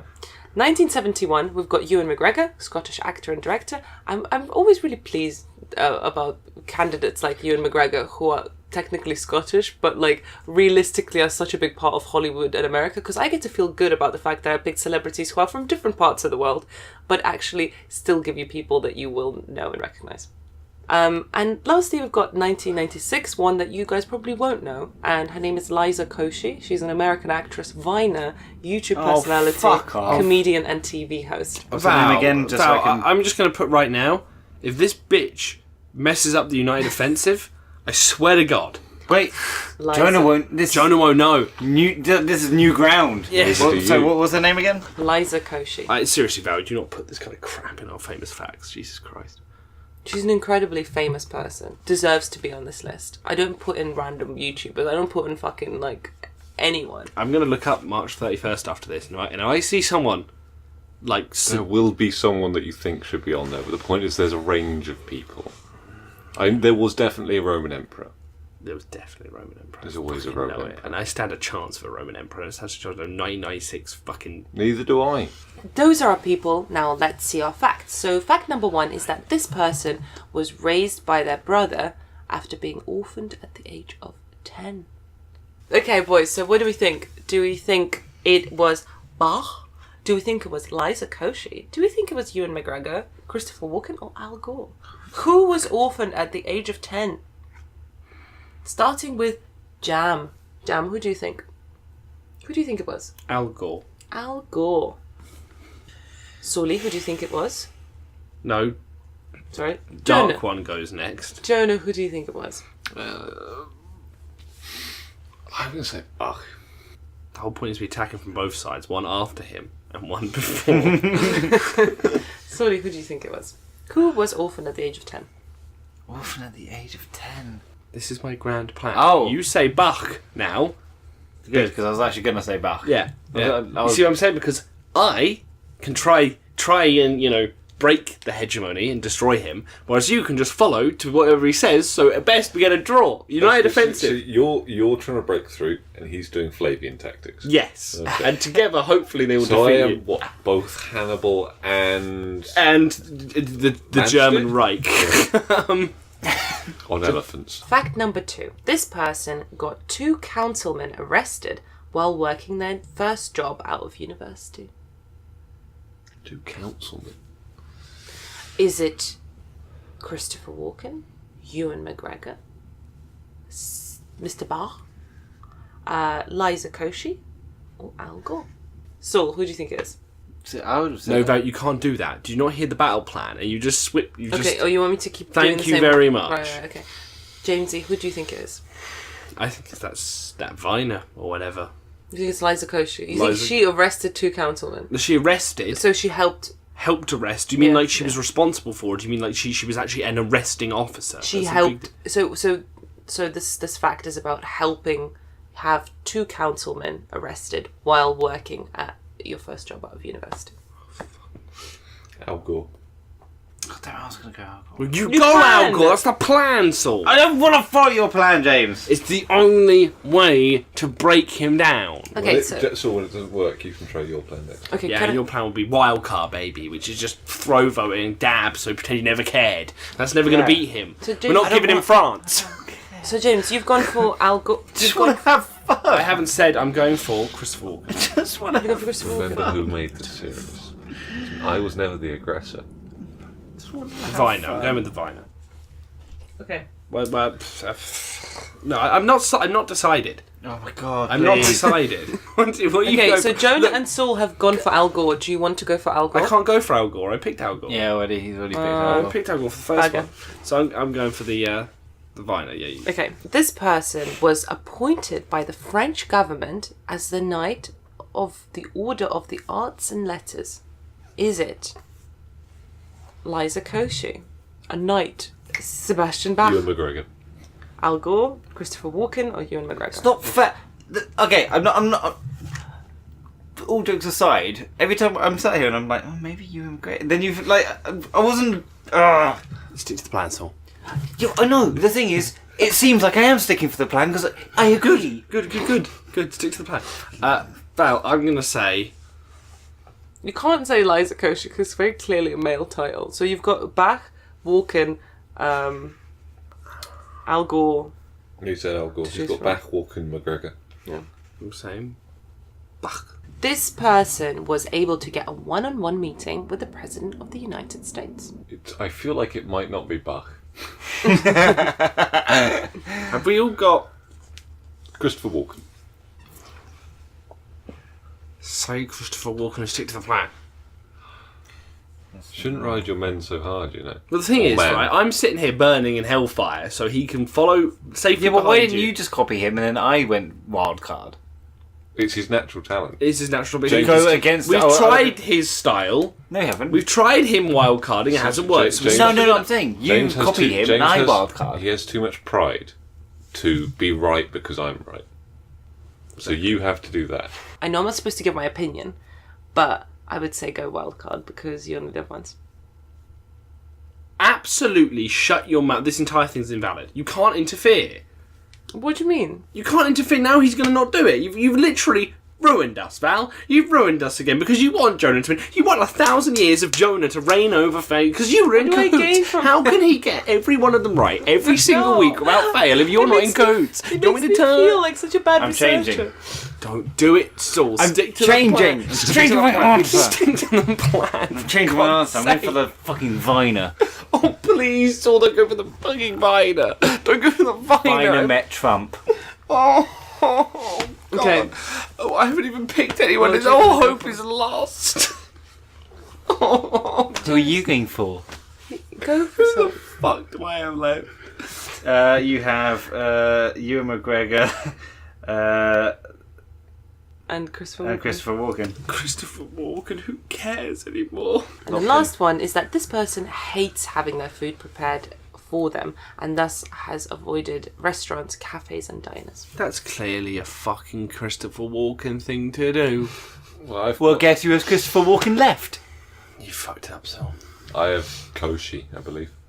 Okay, for our first fact, this person was raised by their brother after being orphaned at the age of 10. Saul and Jonah went for Bach, whereas James decided to go against convention and go for Al Gore. I'm afraid that didn't pay off this time, my love, because it was Bach. A fun fact that I wanted to include instead for Bach is that he was originally working for Duke Willem and was jailed by him for weeks for wanting to leave on short notice from his service to join the orchestra with Prince Leopold. Can you imagine being put in jail for not giving enough notice to your boss? That's crazy. It's like living in China. Also, another fucking crazy thing is how virile this man was. He had in his first marriage he had 7 kids. In his second, 13. Oh my word. I think it means more impressive that in that era, a woman survived 13 pregnancies and childbirths. Yeah, actually. Do you know what I mean? Without dying. Bearing in mind, like 1 in 3 women for most Not of only history was he died in virile, childbirth. but he had genetically, like his genes carried small skulls. Small-headed babies and wide-hipped women. He knows what they like. Alright, so 1 to me and Saul and nothing for James. Okay, this person got 2 councilmen arrested while working their first job out of university. Jamesy boy, you have gone for Liza Koshy. Al Gore. And it actually was Al Gore. When Al Gore You see? When Al Gore graduated... Well, no, I was going to go Al Gore because as soon as she mentioned councilman. You should have stuck to the plan, so you burned us in hellfire. Well, the only one that is vaguely related to politics. This big fat but zero I'm going to get is for nothing. No, My but- men's lives wasted. But Saul did go for Al Gore. Yeah, for this time. Okay. Later along, he didn't stick to the plan because he Hey, wanted James, to put his but- big boy pants on. Be careful, what if he wins? This That's even worse. It's even worse that he disobeyed me and wins. So Al Gore graduated university, became friends with Tommy Lee Jones in Harvard, then went to serve in Vietnam, was completely disillusioned when he came back, and Al Gore was in Nam? Yeah. Is that where he got the whole man bear pig from? And Charlie in the trees and a bit too much amphetamine. and he came back and joined a paper as a journalist. So during his investigative journalism times, he got 2 councilmen arrested for two different things. Oh, okay. So I didn't know that he was into like journalism or anything exciting like that. He met his partner at prom, and he was the youngest vice president at the age of 42. So I thought that was pretty interesting Could have been for a very impressed. boring man. Mind you, if the system changed to make Al... Like, if the American voting system worked in such a way that Al Gore would have actually been president because he won the popular vote, so would Hillary Clinton. But God. would Hillary Clinton be elected if Al Gore did the term first? Ooh, That's Intriguing. How far back does it go? Exactly. So, our Would third... we have gone into Iraq? Okay, our third fact is that this person was appointed by the French government as a Knight of the Order of the Arts and Letters. I was really hoping to confuse some people, and I'm happy I have, my love, because it was Ewan McGregor. Jedi Knight. He's a Jedi Knight. He's a knight. The thing is, I vaguely remember listening to an interview where it was mentioned. James is seething. Seething. Why are you seething? Because I have two options available to me now. James, No, just let me finish. I'll explain why I'm seething. I have two options available to me now. Neither I want. So I'm seething. First is that Saul's buffoonery has cost us this game. That my big fat zero I'm going to get at the end of this game, my noble sacrifice where I threw myself in Operation Uranus to distract you, so Saul could follow safely up the rear, is for nothing. And that I will go down as 0 pointer in Famous Facts, which is a club I'm pretty sure only Saul is in. It's true. Okay. All because Saul completely just decided at the last minute to switch up the plan and do his own thing, which will cost us it, and Jonah will continue his reign of evil. That's a bad one. Which is only slightly better than the other option. No, I thought the whole idea was us together, James. The other idea is that I've done this, and Saul has improvised and saved the game, which makes him the hero and me just a nobody. So I would rather see Jonah reign eternal. I'd rather Jonah win this one, so I can yell at Saul and still retain my command. What a petty ally in this war against Jonah! If you can't Have you met me? Do you know what's going to make you feel better? A Ewan McGregor fact that I couldn't use is the fact that... He always greets people by saying hello there. I wish. No, he's like an avid biker, and he's actually ridden around the world. With On one of his trips, when he was doing the long way down, when he was in Kazakhstan, in the little documentary they were making, they showed how big his forehead swelled up when a mosquito bit him on the forehead. What they didn't show you is that he got bitten on the penis in 3 separate places. Oh, wow. And he said that it was a shape he would never forget. Did you know that his brother is a pilot? And he's a pilot that was just about to say Royal that. Air Force, and his call sign is OB2.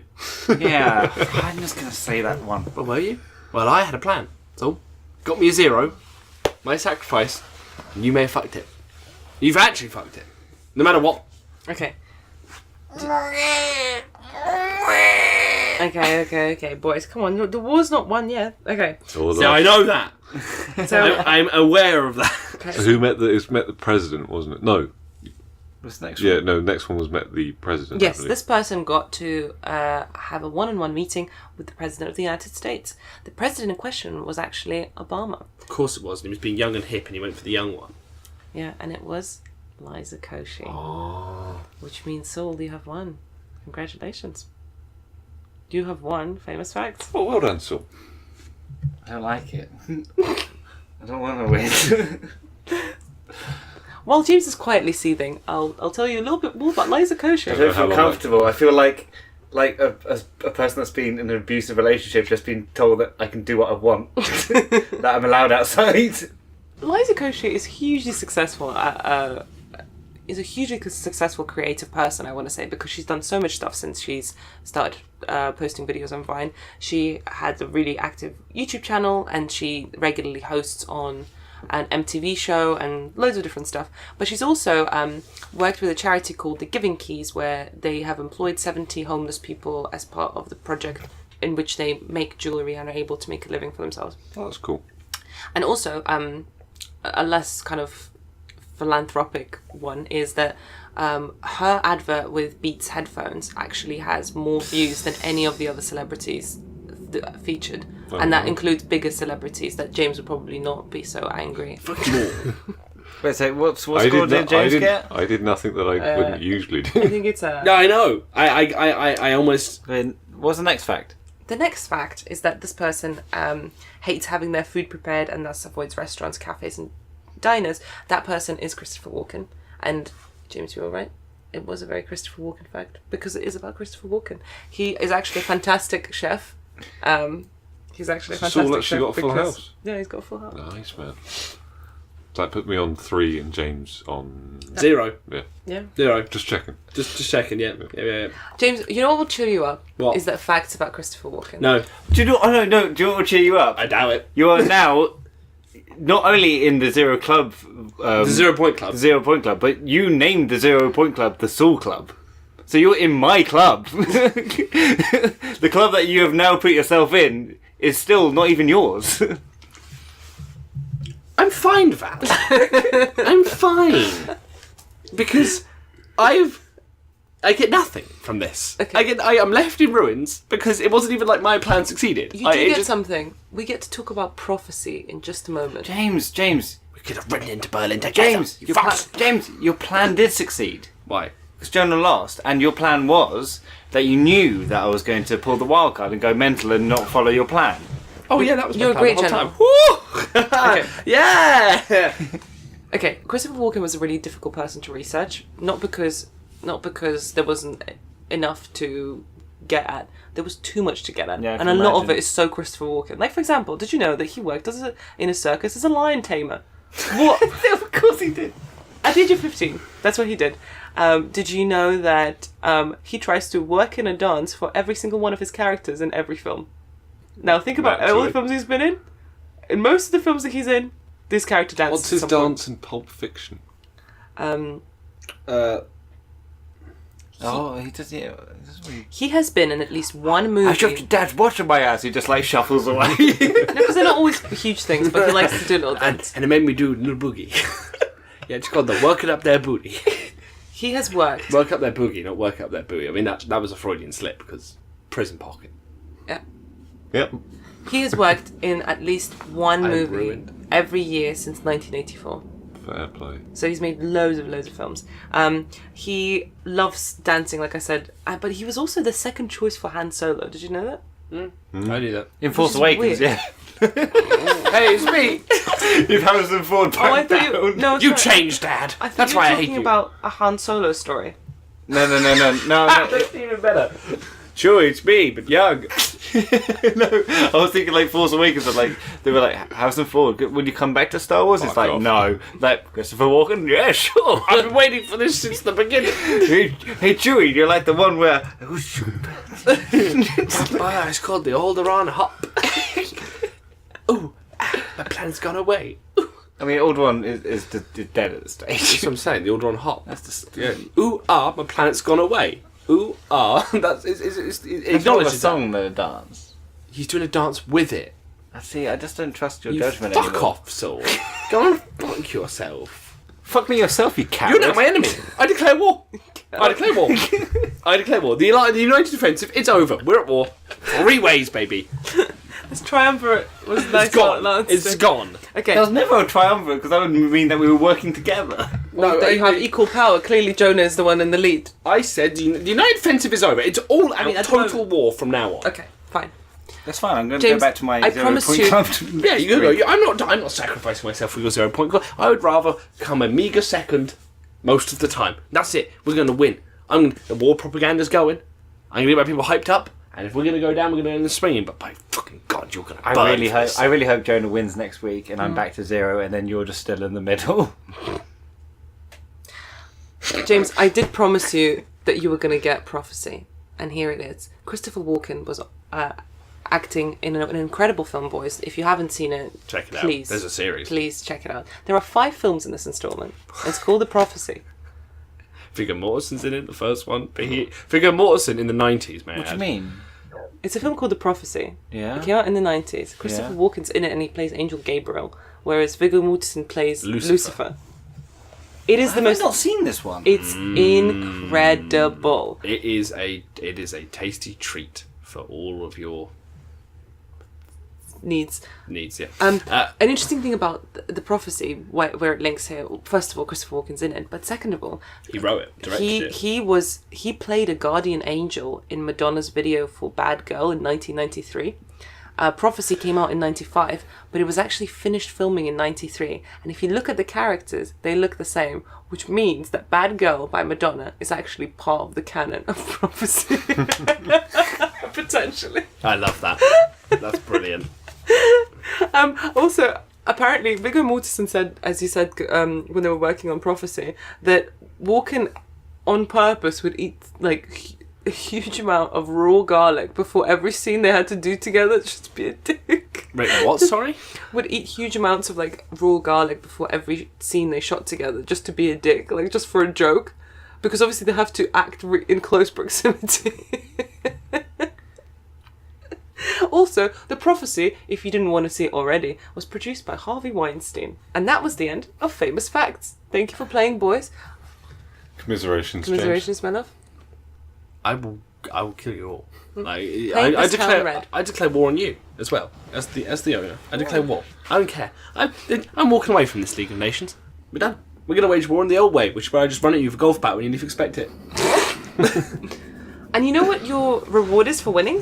It's reading us an amazing story. Right, guys, boys and girls, creepypasta time. So, once again, creepypastas, badly written, well, not necessarily always badly written, but short horror stories.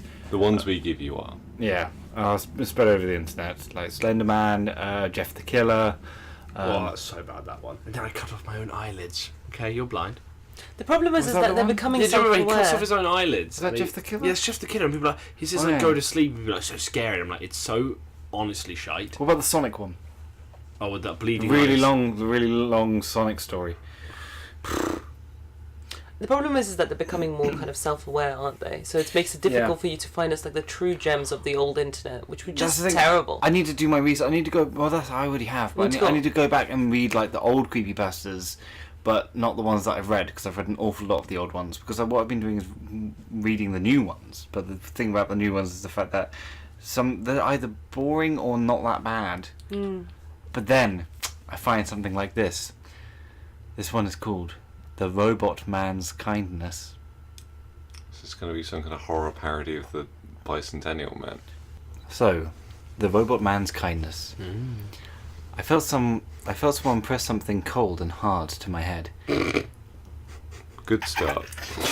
God damn it, guys.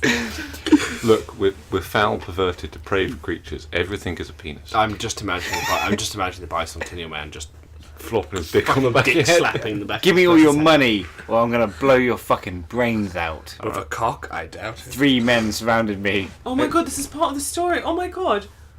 I couldn't quite make out their faces because it was so dark. They all had handguns pointed right at me. Right, all 3 of them? I think it's a firing squad. Jesus Christ. I quickly gave them all the cash I had, hoping that they'd leave me alone. Not Also, he did say that one of them has got to the back of his head. I mean, I guess it is pointed at him, but it's kind of a weird way. No, it didn't say head. It says hard to my head. I felt someone press something cold and hard to my head.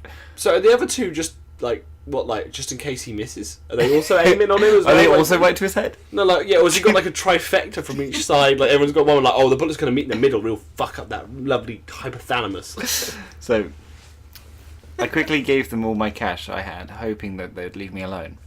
I ain't playing no fucking games here. I said, give me all the money you got, you fucking dumbass. He slapped me and banged my head against the wall behind me. I left my credit card at home and I had no money to give. I started to cry. I'm sorry.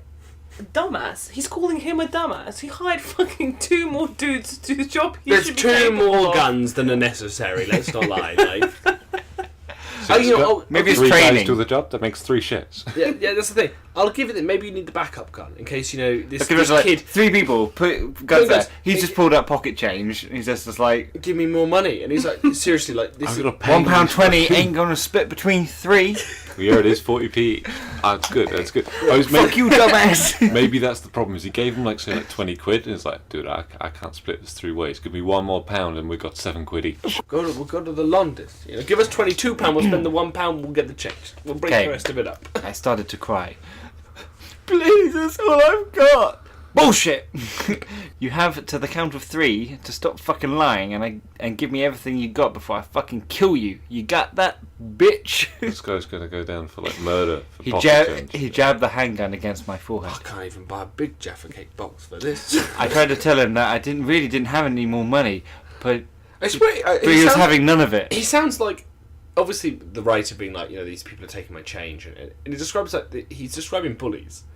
Armed bullies. Yeah. Like, give us all your change, my man. And he's just there like, I'm sure I missed you. Like, it's the idea that like 3 of the local bullies have got firearms. It's escalation, dude. The teachers are armed now. Now thanks the boys to are Trump. armed. The boys are packing Uzis. Yeah. Oh, can you imagine that? Flipping. But he was having none of it. 1! I braced myself for the end. This is how I die. Already he's given up. He's got a timer. 1, 2. What's he counting to? You usually count down. Do we usually say 1, 2, 3? Comes back. 158. Are you going to shoot me or what? We already said he had the count of 3. Yeah, good point. They're half bully, half parent, which is a very scary combination. Don't, when you your don't, parents used to tell you, you've got some to mad count of 3. scientist. It's going to be a B movie like Bully Parent. It's just I this know. guy like, why did you do it? We tried to play God. oh, you have no idea. Suddenly, a hand grabs his arm and pulls it away from me. I ran off to the nearest parked car for cover. Blam, blam, blam! Bullets whizzed by. I hid and looked back. There he was, the robot man I helped out a few days ago. Alright, just drop that now. There he was! This character I've never mentioned up until this point. His futuristic armour was as an intimidating mix of medieval plate armour and sci-fi armour.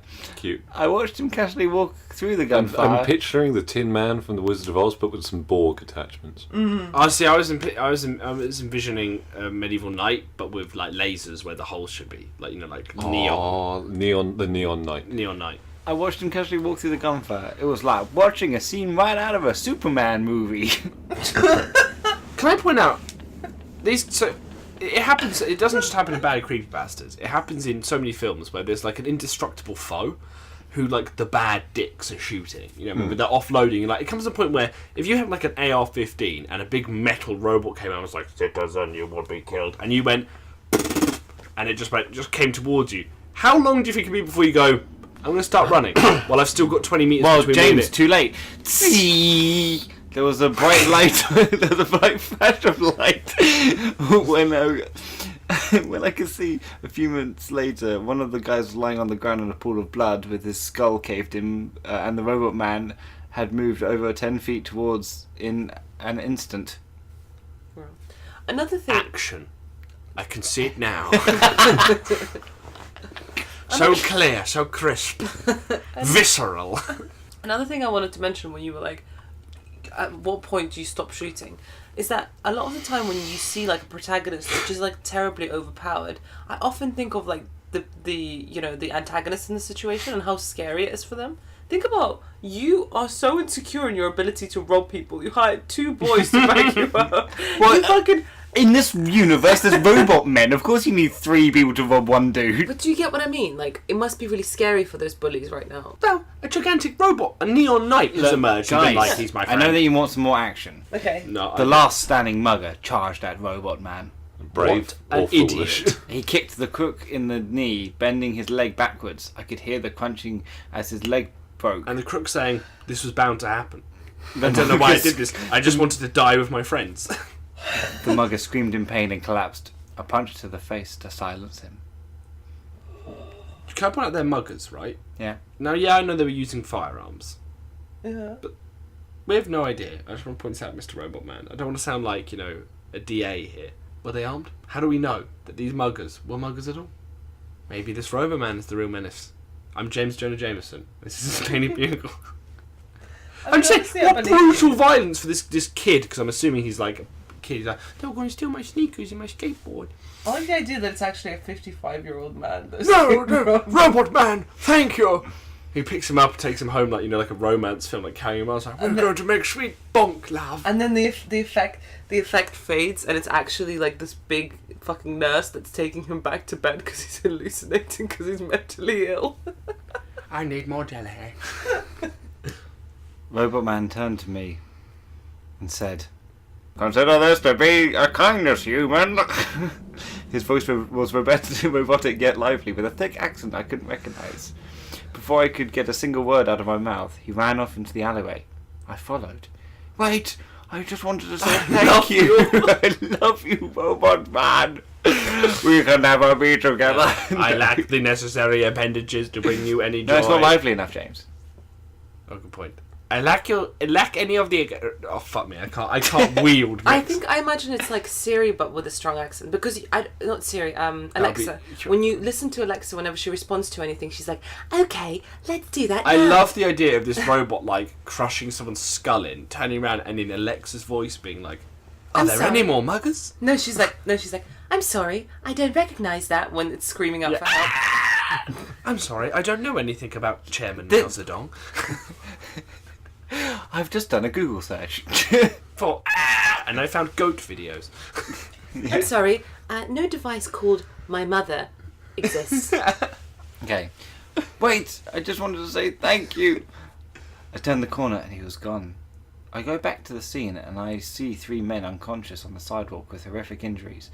I got my cash back and immediately called the police.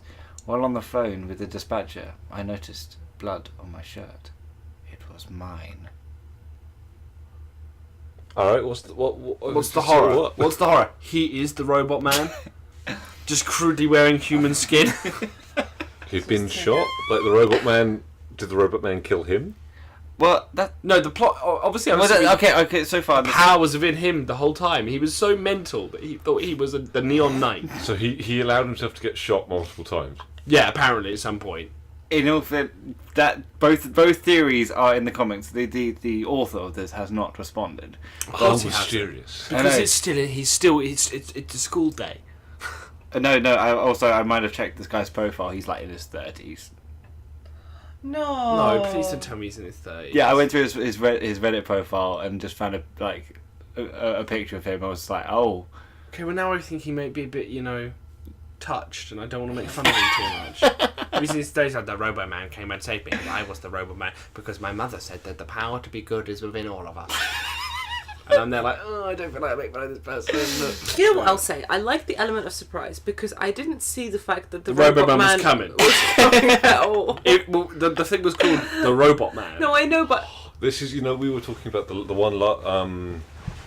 last time we did Creepypastas. We said, well, the title had to be that because it's such a bland story that no one would click on it unless you implied a bit of paedophilia. Whereas I feel like with this one, because the robot is dropped so out of nowhere, you could have done with a much more oblique title. Because the title itself is not too engaging.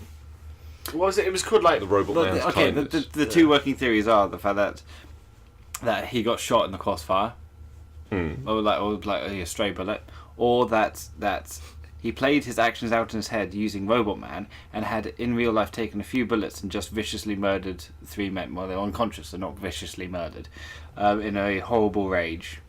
I love the idea of this story just being I called the police, I noticed that I was riddled with bullets, I succumbed too, and the police just turned up to this place, guy phone in his hand, they're like, what the fuck happened here? Yeah. And the guy looks up and he goes, Robot Man, I love you, Robot Man, and then just dies, and then they're like, did he attack them? Were they defending? Because that's how it would look, because he took the cash back. Yeah. Took the cash back. It looked like this maniac just walked up to 3 guys who were packing and was like, Robot Man! And just jumped in on them. And they just opened fire he can't be stopped, he can't be stopped.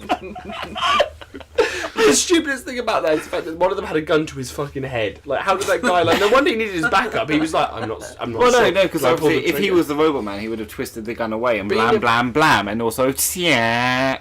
He turns the torch on his iPhone and throws it at the guy. It's so amazing. guys, that is the end of the story of Robot Man. Where is he now? Who knows? No one knows. He's off saving another person from muggers. So go out there, darling listener, and find a Robot Man of your own. Be kind Or to him. Robot Woman. No, only Robot Man. Or maybe, build the women, find your Robot Man within you and get shot in an alley. Or, I know, fight muggers. Especially the armed ones. The armed point. So just channel it. Me- Channel the Robot Man. Let that be our message to end on is the Late Shift podcast supports vigilante justice. We would love to see you again next week. Thank you so much for listening to this episode of The Late Shift. We hope to see you again next week with more Today in History Who let them know a keyword? and piracy cons. See you then. Bye-bye. Oh, man. Ta-ta, bye. Goodbye. Why did I copy you? Bye.